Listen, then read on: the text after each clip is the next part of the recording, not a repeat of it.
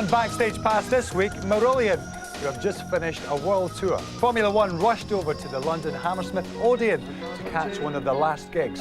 I'll be talking to Fish from Marillion after this one, Warm Wet Circles, the video which was shot while they were on tour in Germany.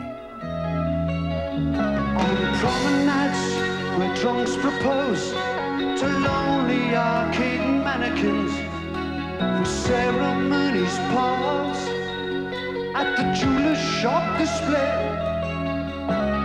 feigning casual silence in strange romantic interludes till they commit themselves to the muted journey home. And the pool player rests on another cue, last night's hero picking up his juice. A honeymoon gambled on a ricochet. She's staring at the brochures of the holidays, talking up a name in your hometown, standing all your mates to another round, laughing at the world till the barman wipes away the warm wet circle. The warm wet circles.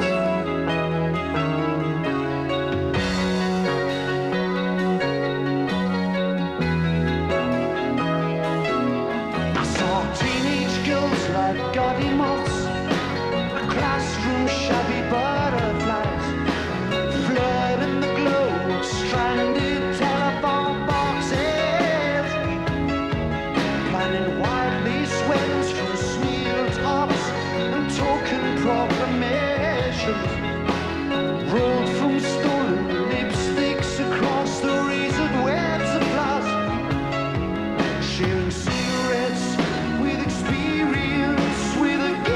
jealous confidants.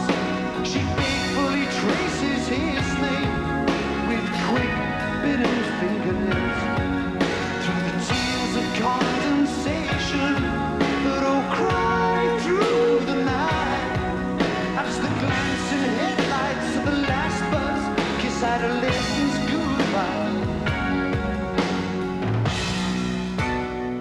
For Backstage Pass, Fish told us all about the tour so far. Well, we started off the tour last June, June '87. That was in Poland, which was a place we'd never ever been to before, which was an extraordinary place. From there, I moved through Italy and then eventually in America, which was really strange going back from playing, stadium-sized venues, going into playing clubs. And it was really strange when, we had some German fans that came across. And they came at a couple of gigs and they're going, where is the real gig about?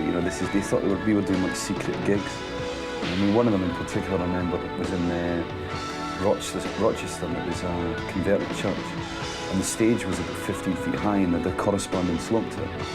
And the crew couldn't actually get the equipment up onto the stage. So what happened was that they put it all on a sloping floor, so the PA was all leaning backwards.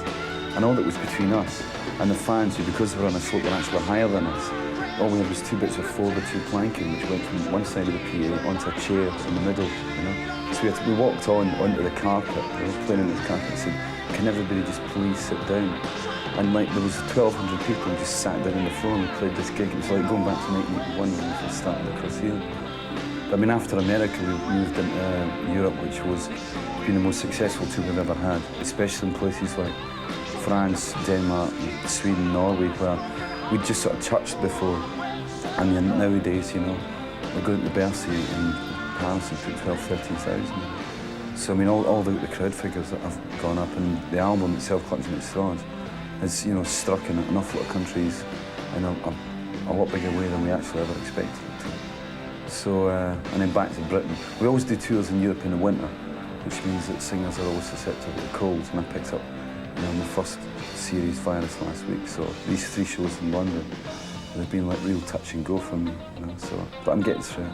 And we've got Italy again to do, France again to do, Switzerland and Austria, and we finished the tour in March. So it's a long one. A hand held over a candle and an instilled bravado. A carbon trail scars a moist stretched path. Trapped in the indecision of another fine menu.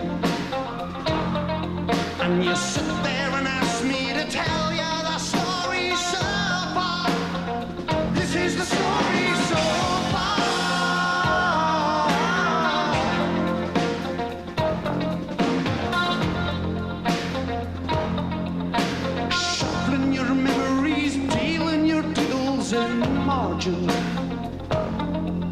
You spill out your poems across a beer mat or two. You declare the point of great creation. They turn around and ask you to tell them the story so far. This is the story so far.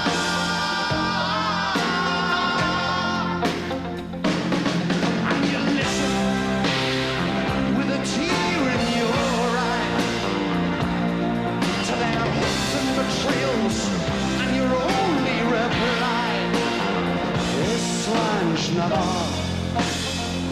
Come on! Princes in exile raising the standard Drambuie,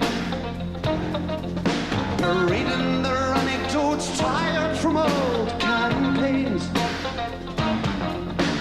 holding their own last orders commanding attention.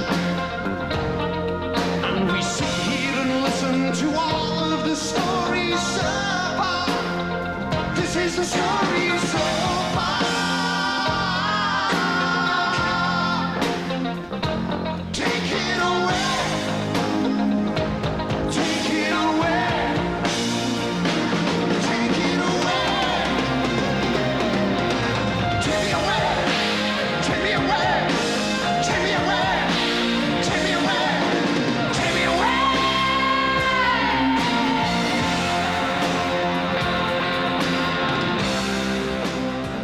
Marillion are considered to be at their best on stage live. So what's it like to be on tour for so long? Touring has always been a major part of the Marillion life. Mainly because, in the early days we found it really hard to get record deals because of the style of music we were playing. It didn't have, the commercial touches that a lot of companies were after. So, we became accustomed to doing, lengthy touring. I mean, it's a lot more difficult as you get older. I mean, like I said earlier about, the infection, especially with singing. I mean, managers and agents and things, they try and put as many gigs in a row as possible. Because your costs are very, very high. Which, you have to come to a compromise with, basically, myself, because I can only do 3 or 4 and then it starts going downhill. And there's no point in going on for a 5th night or a 4th night when your voice is only 65%, which means that the people that are getting that 4th gig aren't getting, basically their minds with. So you have to be careful. I mean, in the old days, I was a lot more riotous than I am now. I just have to be a lot more sensible. On tour it's tiring, it's emotionally tiring as well. You're away from wives and girlfriends for long periods of time. You're trapped in this little cocoon that moves up and down the country, the crew and stuff. So, you have to really keep your head in order as well. But, we look after and we do our job well. Do you remember chalk hearts melting on a playground wall? Do you remember dawn escapes from moonwashed cottage halls? Do you remember the cherry blossoming in the market square? Do you remember? I thought it was confetti in her hair. By the way, didn't I break your heart? Please excuse me, I never meant to break your heart. So sorry, I never meant to break your heart, but you broke my heart. Is it too late to say I'm sorry and keep me getting together again? I just can't go on pretending that it came to a natural end. Katie, oh, I never thought I'd miss you. And Katie, I thought that we'd always be friends. We said our love would last forever. So how did it come to this bitter end?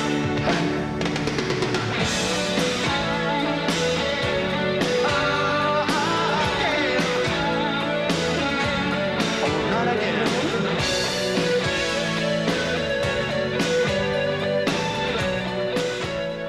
So what was Fish's favourite gig? And what about Poland? What was that like?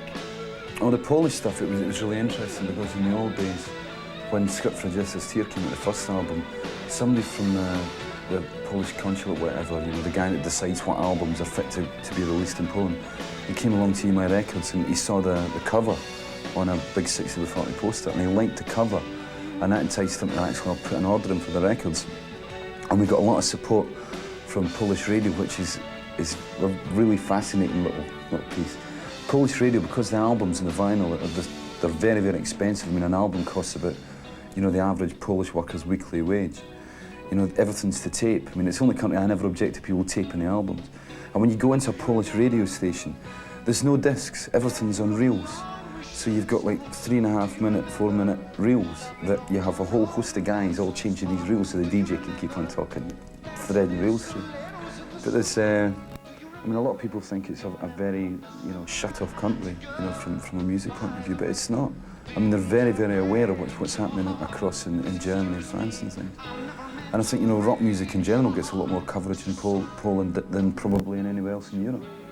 And the fans at the gigs, I mean, they're so pleased you actually come there. The response is frightening. I mean, it's a bit like you see the old films of Beatlemania, and that actually happens in Poland. I mean, we were amazed when we were there, and you get on the bus, and we had 300 kids chasing the bus, and we went down one side of Joe Carnegie, we turned the bus around, and the kids ran across and lay down in the road in front of the bus to make us stop and sign autographs.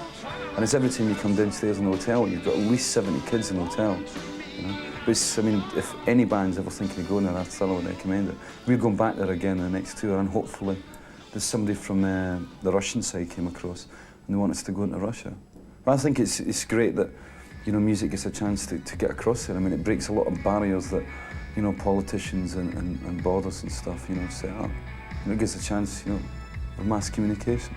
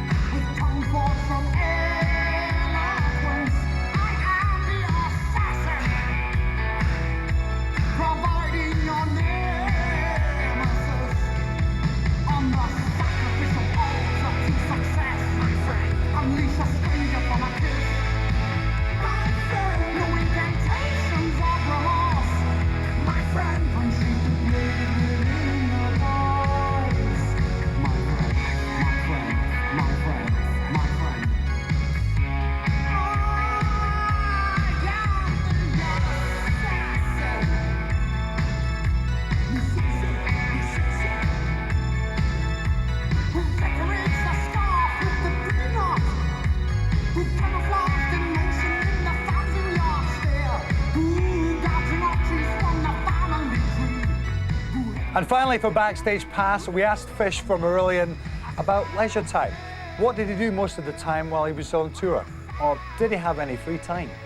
And the funny thing is, I remember seeing Charlie Watts in an interview with the Stones, and they were shooting a video. And, you know, he made a comment that, you know, most of his life spent hanging about. And I think that, you know, that is really what, you know, it is in a band. I mean, because of the travelling to gigs.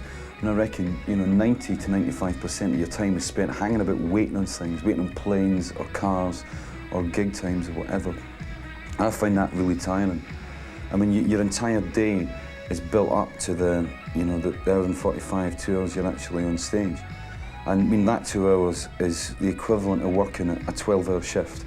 I mean, from, you know, a psychological perspective, from a physical perspective, it drains you, you know? I mean, you imagine the conflict between, you know, the adrenaline and the tiredness, it can really sort of like visually screw you up.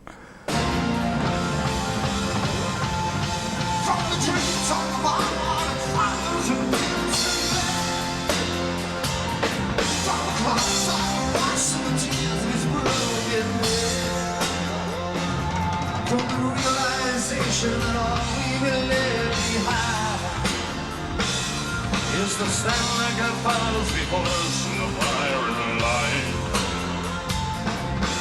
Wait on the whistle to blow across my front. Wait on the whistle to blow. We start here waiting on the whistle to blow.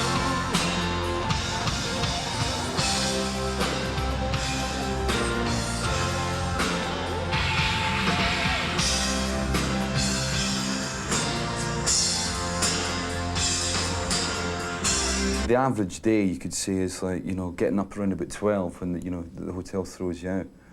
And then you travel to the gig, then you do your relevant interviews with local press, whatever. Then you sound check, then you hang about, you have something to eat, then you've got 2 hours, then the gig. And then it takes me, I think, you know, because you work in front, you tend to take an awful lot of energy from the audience as well.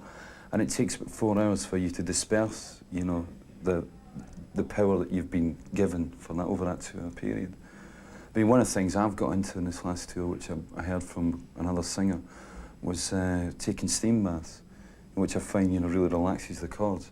So I've been going, I mean, it was great in Germany and France, you know, because, I mean, everybody's becoming so health conscious nowadays. There's all these steam baths and saunas and things, so I go in there and I'll spend an hour in there. Actually, in the hotel in London, it was really funny today. So the maids came into the room and I found out I've got a tiny bathroom, and if I put the shower on full, I get one of the best steam baths you can possibly get.